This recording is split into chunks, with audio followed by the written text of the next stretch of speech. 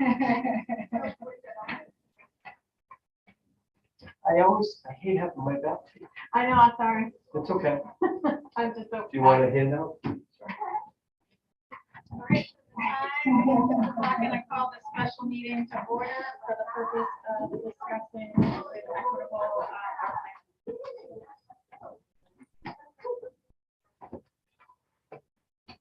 Anything? I know I caused you to have your I did enjoy Puerto Rico. And so thank you for letting us join you again. Thank you for the opportunity again. Mark and I back our conversation, and we've been thinking about it since our last time we met. So what do we have in front of you? A couple of things. There's 3 documents for the work. What I thought would be best, and you have a copy of the plan. This is what we call the adoption agreement. It's like a table of contents to a 45 to 50 page document called the plan document. Two come together. This is where you customize. A plan document has all the rules. The adoption agreement customizes all the rules which apply to you. That's where you're customized. Now, I've looked at it in some level of detail. We talked about some of the things we talked about last time. How can we enhance this plan from a design perspective? Do the Board of Ed employees, are they eligible already for this plan? It doesn't speak to it. The legal language, if it doesn't speak to it, by default, they are. They are technically a town employee. So technically, they are eligible. We just haven't made it available. We talked about Roth, not available, but can be. There's an option for it. Loans are not available, not that I suggest. But there's a distribution option. How can we make the plan more attractive to draw additional participants into the plan? How can you use the plan as a means to attract and retain employees? Benefits like that may make a difference. This is a document that we've been maintaining for you. There is no cost or administration to it. We maintain it. I say that so that you can sleep at night, meaning the IRS ever comes in and gives you a copy of the plan document. That's perfectly fine. We'll make sure that's in compliance. And this is a compliant. We upgrade. And we need to upgrade it. No, I mean, every time there's a law change. Yeah, exactly. We'll do it periodically. Right. The law allows us to collect multiple changes that occur over the course of years. This one's in compliance. So this is the, like I said, the table of contents. And I did take a look at it. It was interesting. You know, I know Bob. He's a businessman. He's a business manager. Now over in Lebanon. No, this is ours. Oh, he's Norwich. Oh, now he's in Norwich? Yeah, he's Norwich. I was going to say, yeah. He's Norwich. Because I just spoke to him. He is, yeah, I just. Well, it was in Waterford and then he went to Lebanon. We're redesigning their plans there. They're bringing, they're looking to make.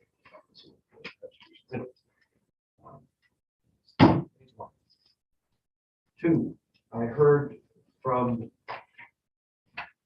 we needed some piece to help in marketing the 457. Yeah. This is only an example Okay. of others that we have, that we can leave with you. We can provide you with a business card, so they can get online. We can do that in paper, we can now do it online, but we have a series of marketing activities. This is only one piece. But we need to empower you, and provide you with documentation so that again, with folks, our hope is that I'm sure that you offer a new hiring kit of some sort, benefits. This one, I think we will provide you with something so that it's very clear that this plan does exist. The law does not require you as an employer, because you're not responsible for the level of participation in this plan. Unlike if you come to the court from a private world, a 401k, there is a responsibility of the employer that there is a test annually on the level of participation from those that are highly compensated to those that are not. That's our 401k world. Yet the 457 world lives in a government environment that's exempt from any ERISA requirements. I always say that because I'm not sure that's a good thing or a bad thing. But it is what we live by, and therefore there's no requirement for you to have a certain number of individuals participate. But I think we need to make it an annual requirement, an annual objective. That we have an open enrollment, we do something each year that could raise the awareness that the plan does exist. So I think I'd like to propose that as we talk about this going forward. Okay. Number 3, and what we did, let's kind of level set first where we are. What we provided you with, this is a comparison side by side of per world equitable on the left-hand side and our proposed on the right-hand side. We talked at great length last time we spoke. It says, where is equitable fees?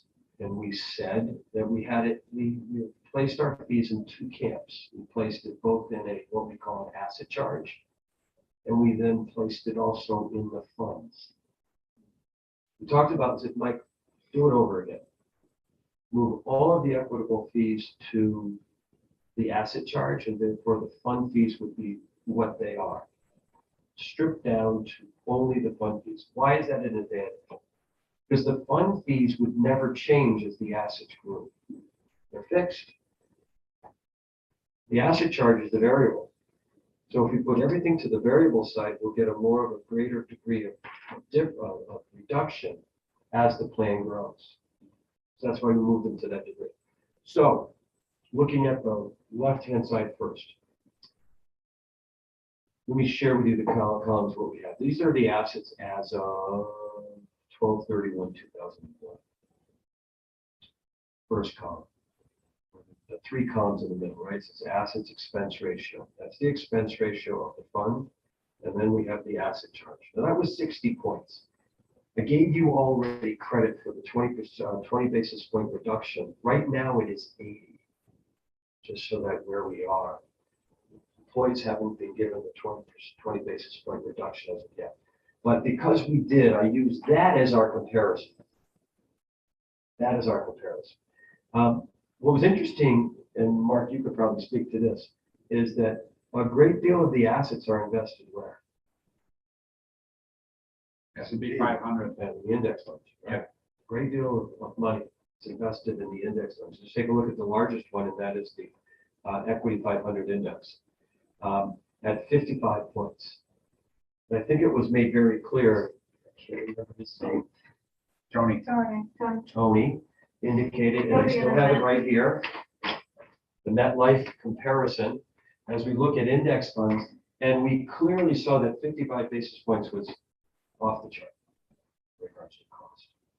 If you now move to the right-hand side, how that's compared, now it's compared to a Fidelity 500 index fund, and now we're talking 1 basis point. We're back in the market. I think we're back where we should be in regards to where the fund fees.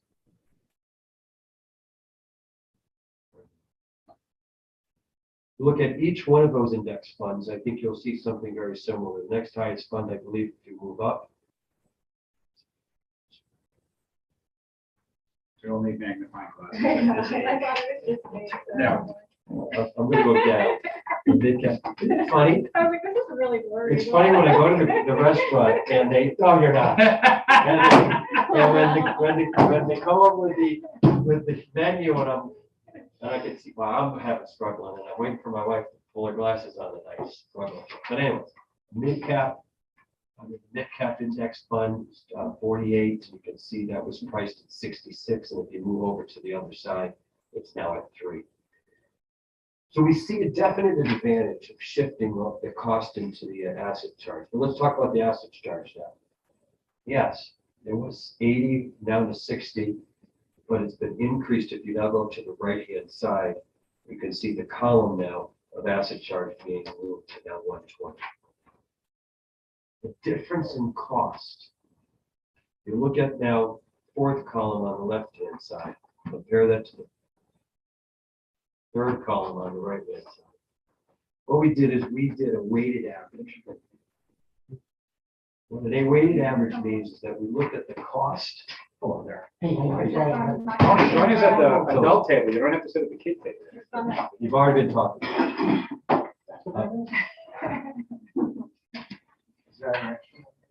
Yes, it is.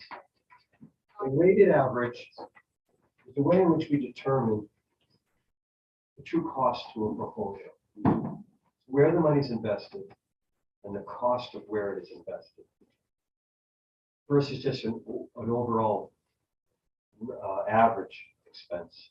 We did a weighted. And if you look at these numbers, and you look at the expenses associated to the portfolio, on the left-hand side, roughly 6,353, and those are true expenses that were paid by who? The employees. Yeah, all the employees. This is the employee paid plan. None of these expenses are paid by the employer, resulting in 1.42% a weighted expense average. And if you go over to the left-hand side, even though the asset charge has been increased because we shifted the cost to it, the cost of the plan, if it was in play, would be $5,900 roughly, an average weighted expense of 1.32.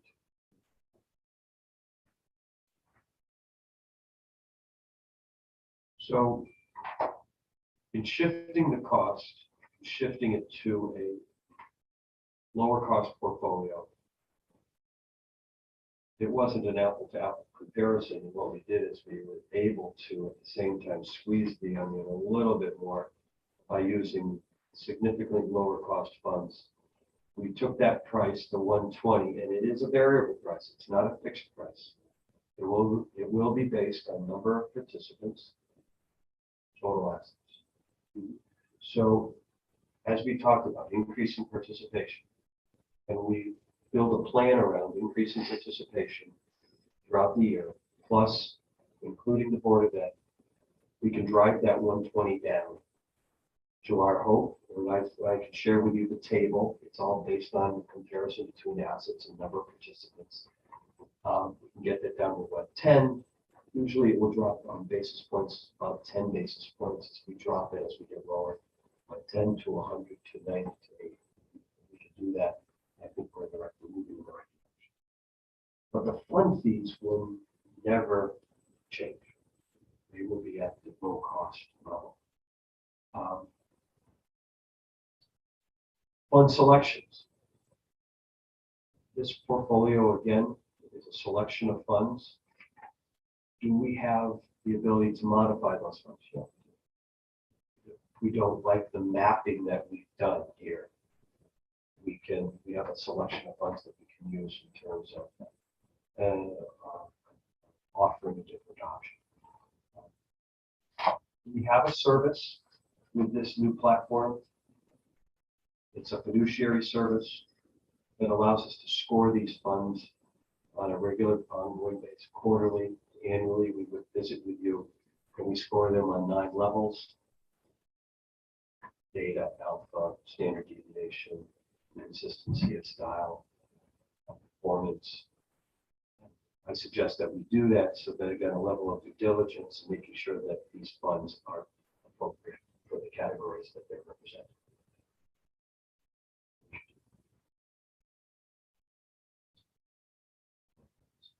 Questions? Comments? Moving the expenses, the charges from the expense ratio over to the asset charge. Yes. This doesn't really change the fee, it just changes the way that the cost is borne. Instead of being borne as a part of the expense ratio, the fund itself, simply stripping out and still charging it, it's going somewhere else. If I'm understanding what you're saying correctly, effectively by doing this, you cut the expenses down by 1%. Yes. 10 basis points. What is the real driver in making this more economical? Is it larger account size and fewer participants, or more participants? Because we could add 40 more participants to that. Yeah. Average account balance and total losses. So we're at about $450,000 right now in finance special. Yes. And I've given you, the threshold was $500,000. So we've given you that credit by assuming growth based on the contribution lower than we've seen. We're working with it to try to get to that next level. And we'll continue to do that. But yes, those are the two drivers. So the average account size of 20 people, the average account's about $22,000. Exactly correct. It was over 20,000 would be the next, that's how that metric works. That's correct. Where's the next leg up in the breakthrough? I'm just trying to figure out if we add 15 people in the school district and they start basically at zero, your average account size. It could hurt you.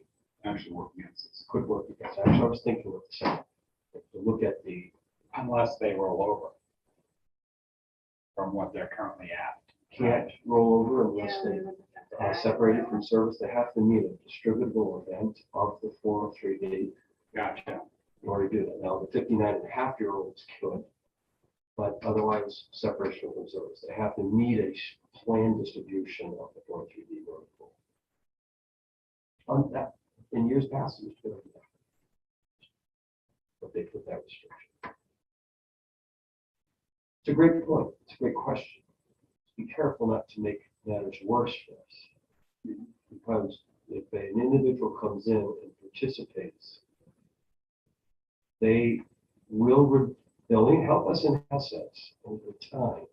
And let's be honest, their average deferral most likely will be 5,000 to 6,000 a year. It's that. Say that. I agree with that. If they don't bring assets with them, I'm not sure we are benefiting from their idea there. Right, because zero, It'll hurt. averaging out. They get paid twice a month, every 2 weeks. It'd probably be about $2,000 to $3,000 a year. And a lot of the other employees, town employees, don't make, they're getting paid once a month. The ones that aren't participating now, their annual salaries are fairly low. Because they're not full-time, they're not even part-time, they're basically at low employees.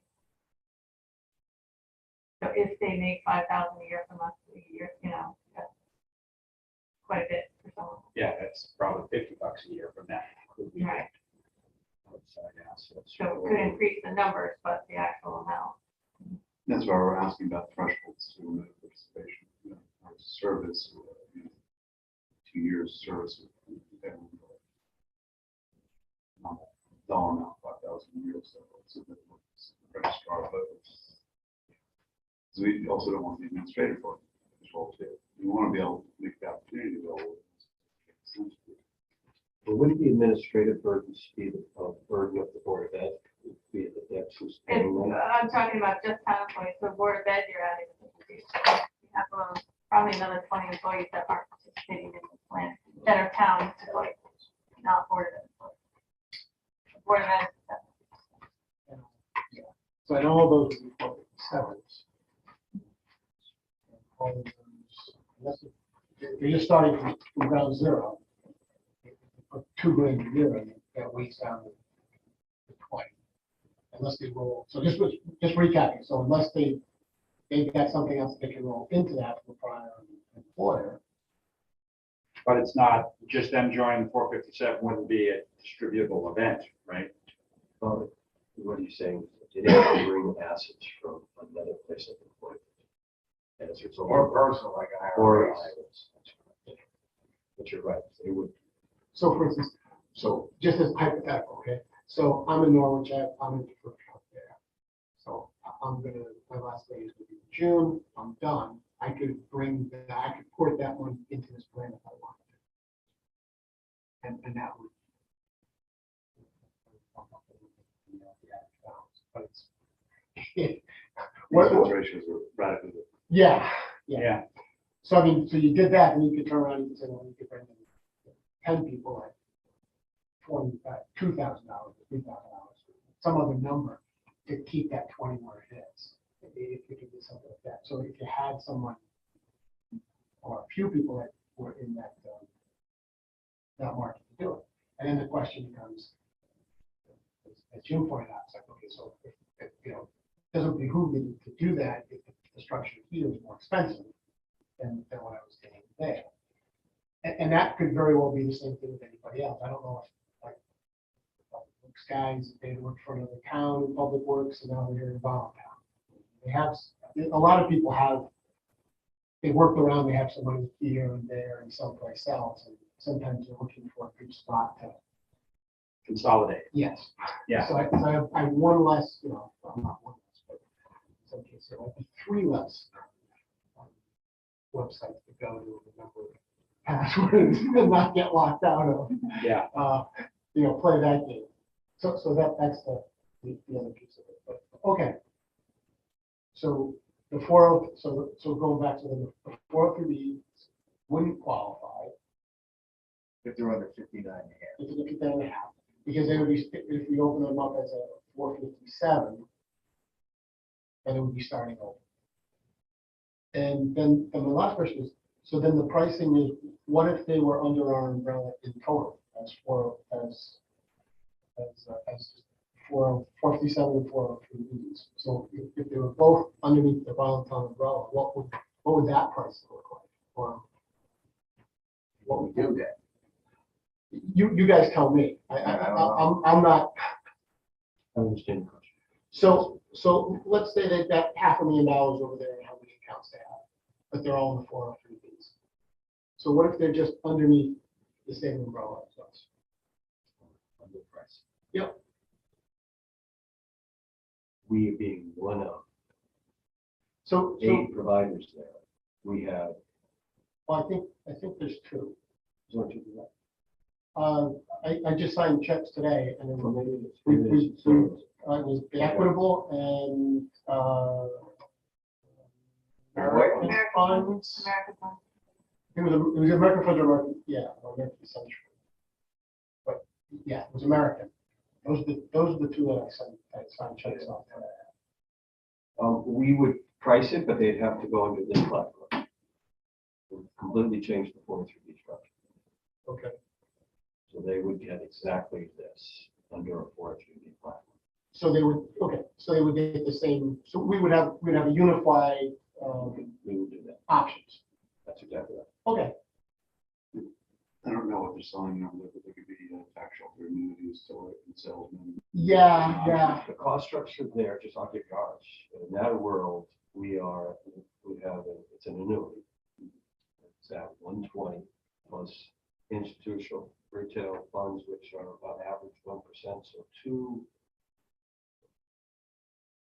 2% off. Compared to this, 120 plus average fund fees are 20, 30 at most. So 150. Is it a better deal for them? Okay, better deal. Would this sell better in the 403B marketplace? Oh yeah, 403 marketplace.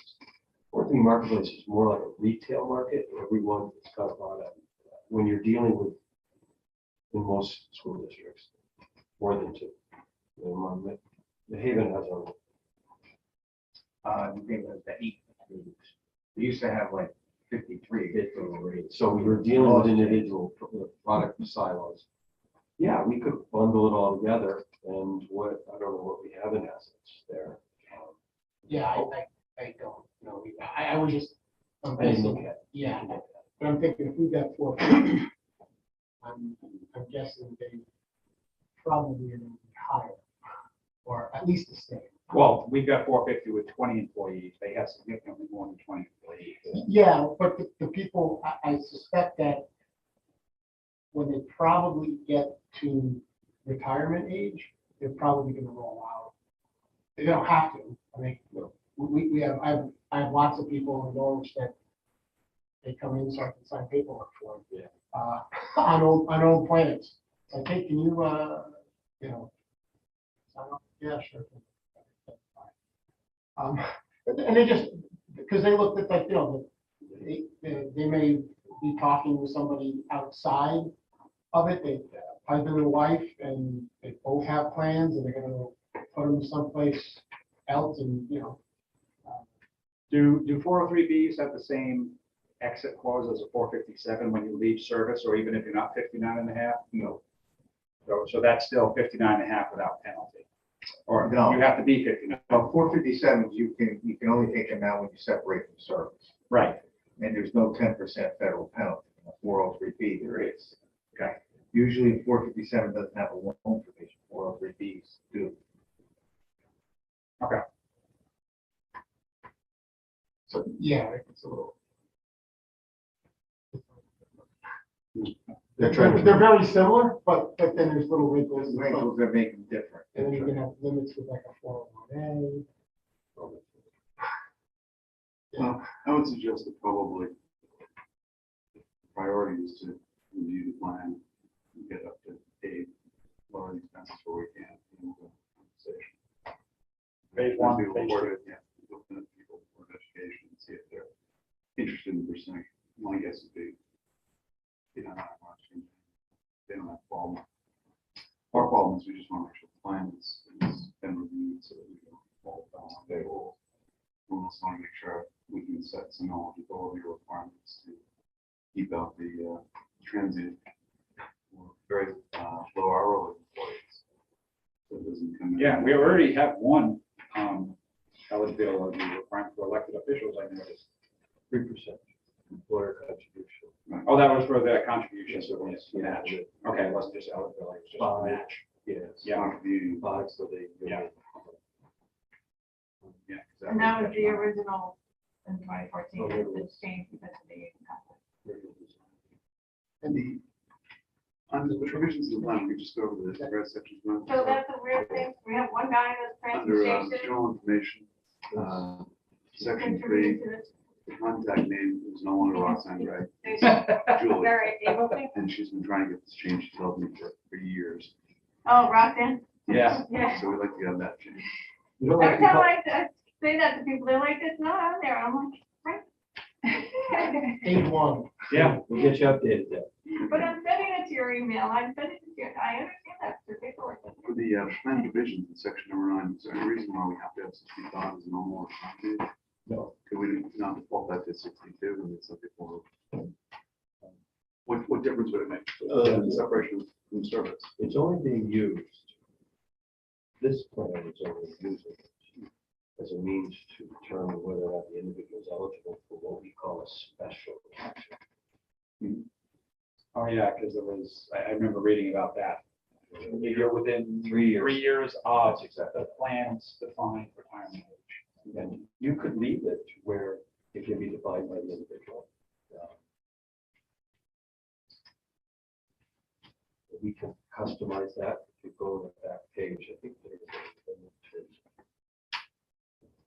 so you could say the NRA is used to determine the 3-year period that the participant should calculate for a special catch-up contribution.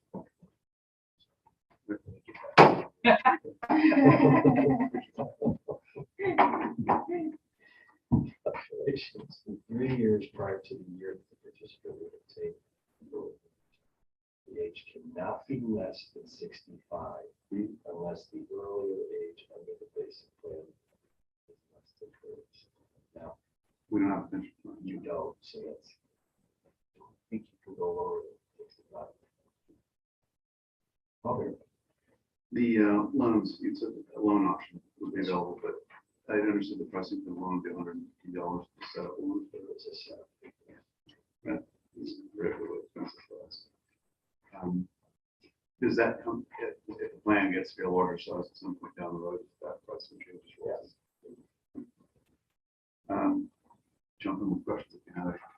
Roth deferrals, if we decide, as we explained last time, most of the people who participate in this plan are probably over the age of 50, 55. Does it make sense for them to be paying taxes now or in their higher earning years? To avoid paying lower taxes later when they retire. We don't have a lot of 20, 30-year-olds. Yeah.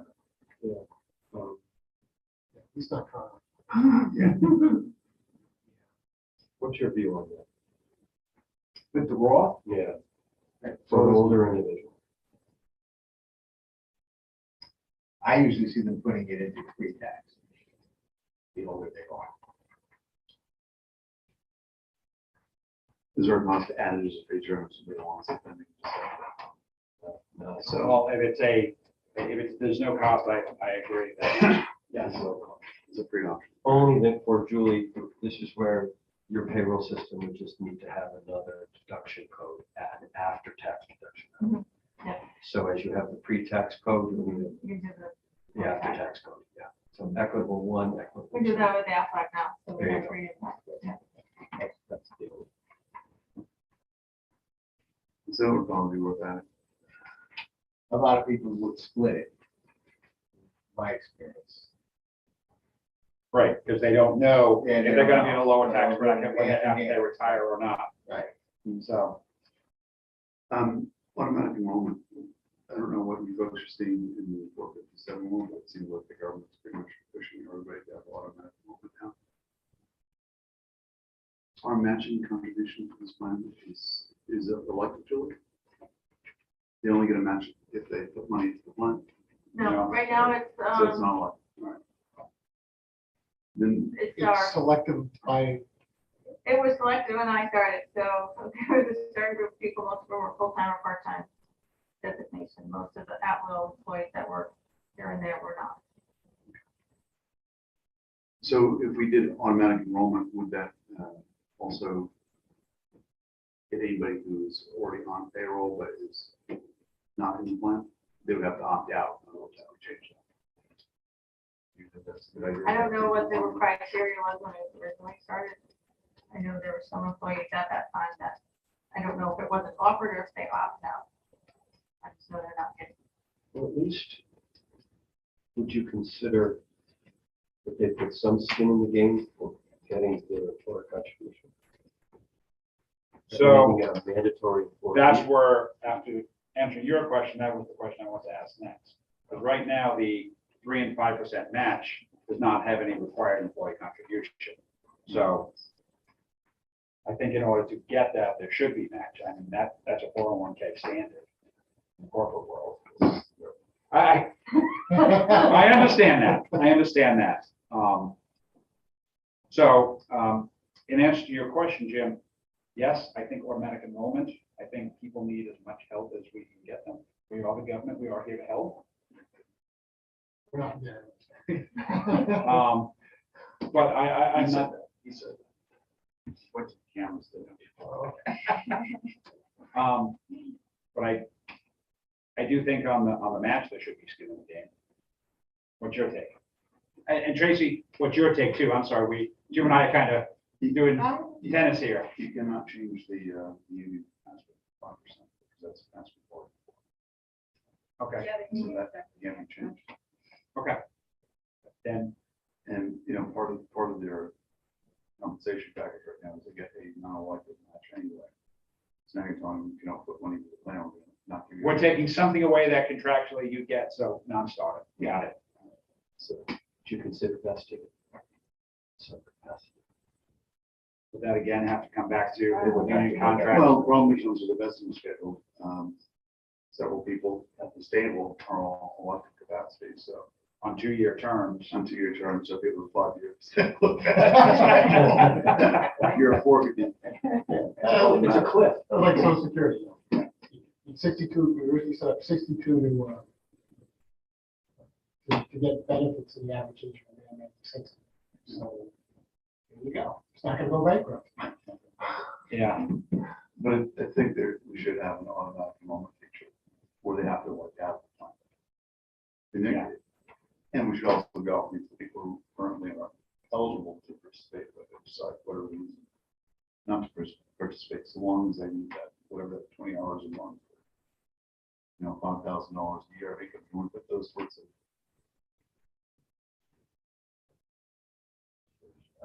Minimum hour requirement, and that's. But anticipated, there would be on. Or minimum salary for elected officials, because that's what we got for the match right now. It's 4,000, elected officials earning $4,000 or more per year. 4,000. For elected and appointed. Yeah. We have our technical design team. Those will schedule the meeting.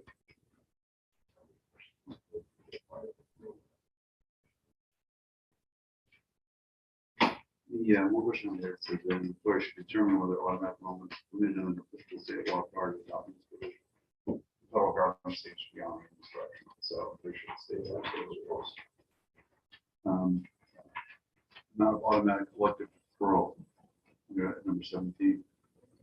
I'm also seeing that a lot of plans in addition to automatic enrollment are also having escalators. So that's what it would be, okay, you're putting in 3%. Automatically, you have to elect to not participate in the plan, to not defer. You're still going to get your governmental match or government contribution. But if you participate in the plan, put your 3% in, next year, it jumps up to 4. The year after that, it jumps up to 5. So you go, yeah, on this automatic escalator. So, does that create any administrative burden for Julie as far as who's calculating the deferrals? Are they giving you a bill, or do you have to calculate yourself? She's probably calculating. Yeah. That's right. We're not. All right, so probably better is get everybody enrolled first and then worry about Yeah, escalator. 'cause that could be a nightmare. Well, on top of that is that when is the plan's gonna be on the fiscal year, so July, right? So then that first pay in July, you could have to scurry around and bump up people's salaries if there's a COLA, 1%, 2% raise, and then adjust And then the escalator increase. that, and I'm not sure when I'm just thinking about in my other life, all the other things that hit at that time, Right. it gets kind of. Oh, yeah, and that's If Yeah. insurance budget time. changes, Well, I have things now, some changes that fiscal year, some are calendar year. Yeah. so it's not- does the insurance, do you Insurance is calendar year. discount, okay, so. different One, sides. yeah, I got it. One of them's calendar year, one depends on, I don't know. If it's in the contract. One's calendar year, one's fiscal year. Nope, I got it the other way around, so the insurance is. Well, if we're fiscal year. talking about this as These an guys are- annual review, again.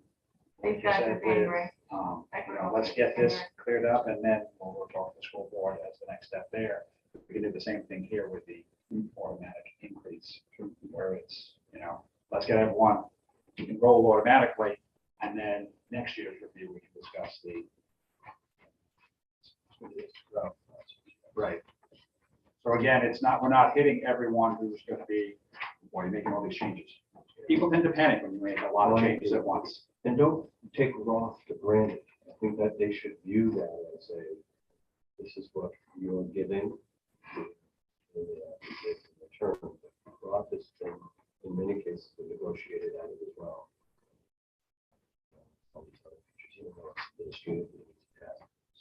Right, and earlier, if I remember correctly, you said earlier for Julie, that's just another payroll code. Okay, so that's not a huge Copy administrative that, burden. change the percent. So you give, I think, a lot, very small administrative changes. That's my view. When you ask about the escalation, well, they may have issues.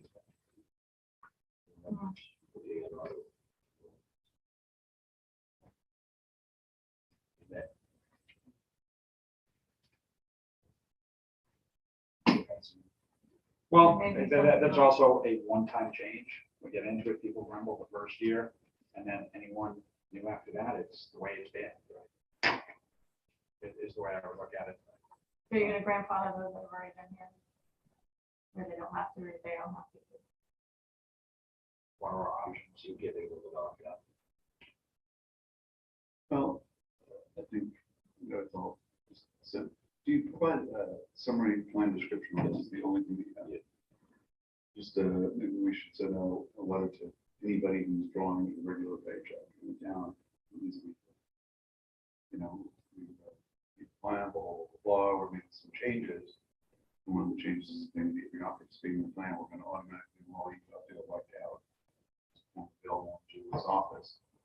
Do so, because you have to have that on file, and offer the opportunity to participate, which is not. The ones that aren't participating are already getting a match, and there must be a couple who are doing that. These people. They're not getting a match. Yeah, it's not a They- match. they- It's not a match. Not a Yeah, match. at that point, it's kind of like the defined contribution. Yeah, So right. it's- Yeah. Right.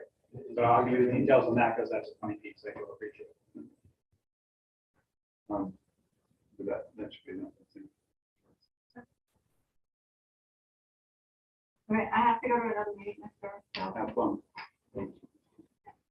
you're gonna sit down. Yeah. Am I reporting on this one? We can try. I can't guarantee that we'll be able to hear everything. So we're just stand Well, next to it. do we have any other questions? Because we could always end this meeting and then. Yeah, I could. Yeah. So, just, one's a point of clarification, and one's just to make sure we're all on the same page. So on the expense ratio versus the asset charge, so the expense ratio is what's on each of the individual plans. And that's basically being taken off of what the appreciation is on the cost. So it's not really shown or disclosed in a traditional sense where you can go to a bank and it's $1, use the ATM, that charge $1. It's kind of, it's in there. It's a reduction of what that. Well, it's disclosed in the prospectus. Yeah, But it's yeah. not transparent. It's not transparent. Thank you. Better choice. The asset charge is a hard charge. You'll see it on their statements Those- in dollar format. This is what it costs. So then, looking at, if we had a $20,000 average balance, it basically is 1.32% is the blended rate, the weighted rate that as outlined on the schedule. So that's what, it isn't necessarily that full 1.32 is what they would see in their statement. It would be the 1.2 would be the hard part, and then whatever their choice was as to how they wanted to take invest those funds and put it in a GIC, it wouldn't have anything. Zero, right. But if they had 20,000, 1.2%, $240 a year, probably quarterly fees, post board. Okay. Yep. Just want to make sure that was it. Yeah. That's all I got. Okay, It's more transparent. Yep. I have one question. Sure. Portability elections. So rolling over from a 401, 403B, or another 457. What about, we have a significant population of government and military. What about TSP? Is TSP rollover? TSP is the Department of Defense and Active Duty Military, specially defined tax deferred plan, thrift savings plan. Sorry. So it's got full rollover capability. It's just not listed, and I'm just wondering if that's something, because we have veterans in town who have, I don't know how many employees are veterans or former government employees. Qualified tax deferred plan. It is. Like, falls into that category. Okay, I just want to make sure because it's not specifically listed. Well, I have one as a former federal government employee, and I rolled over to a portion of it to a self-directed IRA. So I know there's full portability within normal, So you can go to an IRA. Kind of, yeah, kind of how It sounds right, looks right. but- right. And just because it's not listed, I just want to make sure that, yep. From what was it called again? The Thrift savings Thrift plan. savings. And it is federal Department of Defense employees and active duty military are eligible for it. So.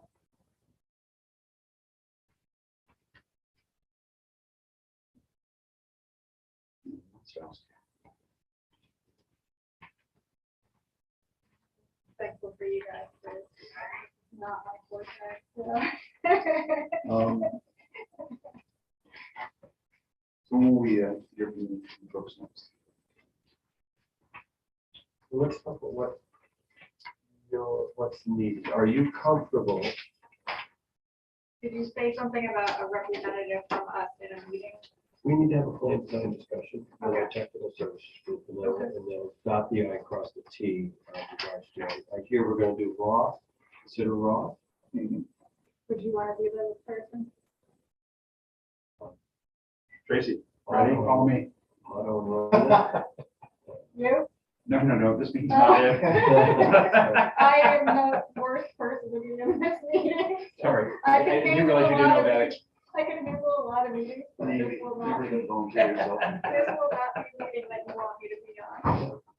Three things on website. Roth, auto enrollment, and hourly eligibility. Now we're changing, on saying. Oh, yeah. Yeah, if we don't do that, Julie is going to revolt. So, So we all have to put. This is on Roxanne. To read what Julie calls it. We'll do that. That's step one. And with your approval, I can paper now the change of the portfolio. If you want us to start this process, right hand, left hand to right. One other question, when we had met with you the first time, you had gone over a number of the funds, I guess, that were on the other side of the page. And it indicated some of them, the performance was lackluster. So I'm assuming that the changes to the funds that are on the right side of the page have passed some due diligence hurdle that I can share that. Star rated by Morningstar and so forth, so on. I didn't look at every one of them, but I asked our internal group, there's nothing on this side that I would not want to add to a portfolio. Sure, okay. I'm just wondering if you can send us a report. We need to have due diligence. I hear you. I'll provide that for you. Okay. and I'm going to make sure I understand the process here. So if we say yes to the question you just asked, do all those existing funds directly map over? Do all the assets transfer over from those, from the left to the right? Gotcha. So it's a one-to-one relationship. Okay. We would structure we would communicate to every employee in the transition process when would happen. We have a like overnight blackout. Not like it would be a major one. If we were moving from one other company to us. We're just going to move it from our one hand to the other. So we will lock out probably for 24 hours just so we can make that transfer over Do you provide some sort of formal notification to the participants? directly. Minimum, Julie will know what's going on, but she will not have to be involved. So we will communicate directly at the reason for change. And we can work on a letter from the town. Good news, here's what we've done. We can add, if we want to it, some of the changes we're also making. So we have this conversation. And in addition to that letter, we might want to add some of the educational opportunities that were scheduled for the course of the year. I think that needs to be done more. I looked on your website, I know there is no retirement calculator. The whole website is sort of, I'm 50. What's your definition calculator? XYZ, this I look at one. one from Nationwide for 401k. I'm on bank board and look at theirs as well. This real simple retirement calculator. Your wages are such and such, your age is such and such, next projection. Is it on the website? So look and see it. Yeah. I'll send you a link. Send you a link. Send to Julie. Not Roxanne. I'll find her. I'll do that. Yeah. Because You can that CC would Rox. probably be a really helpful point of contact for the employees. It might be under the educator window. There's like four, is it four windows across on the, I'm trying to, I looked at a lot of different websites. And, not related to this, but I think there's like 4 boxes and 3 seem to be more of like your investments and options and changing your amount, beneficiary, that type of stuff. And if I'm thinking about it correctly, there's like a 4th box, and it may have been called educational opportunities or something like that. And I thought that's where there was, it may have looked like almost another website. And there was some like, I think there was some videos on the site. And I remember some other things that you could go in and load up like like I have an IRA someplace else, and here's what the amount is, and again, when you like a CD or whatever. So you try to figure out what your gap was. That's right. So I kind of vaguely remember that, but don't swear to me, I mean, I couldn't find something. But I thought there was something out there. But I do think a more comprehensive educational program is important. That in addition to our regular, some seminars, I just gave a seminar just before I got here virtually. And it was just on the sources of retirement, where they're going to come from. Now, these were teachers, so that we talked about their student teacher's pension, and then we talked about Social Security if they could apply. Why volunteer? Why 457 or whatever it's 450 or 457? Why is it important? Just making it that simple is, I think, what most people, it's important for them to know as early on as possible so they can make some decisions. Now, here we won't have a pension. Complete. Social Security, we can talk about it, we might qualify. And then really put emphasis on why voluntary savings becomes critical. More important than maybe they realize. Educational things are critical. We have done education and we increase participation by default. Again, instead of selling them on 457, you educate them on the value of 457 and they make the decision. Okay, so I got my two. Right, and do you want us to, do you need an answer from us on whether or not we're going to accept this proposal to move over? So, do you want to go over? Oh, I didn't know. I'm like, one of the longest day ever. Sorry. I know, that's right. That's why I'm helping you out. All right, so, was that I make a motion that we accept equitable. Something's out of order. Yeah. Okay. I make a motion that we accept Equitable's proposal to transition to the new fee cost structure and the new funds. So, So motion's been made and seconded to accept the proposal for the funds. we had it. Okay. All in favor? Aye. Opposed? Okay, hearing none, we'll go forward. So that is our official go ahead. Thank you. Thank you. Thank you for coming in. Thanks. All right. Thank you. Yeah. Second. Tracy, motion. Adjourn. Second. All in favor? Aye. Aye. All right. That's okay. Okay, it was just, and we're still live on YouTube. I got started off.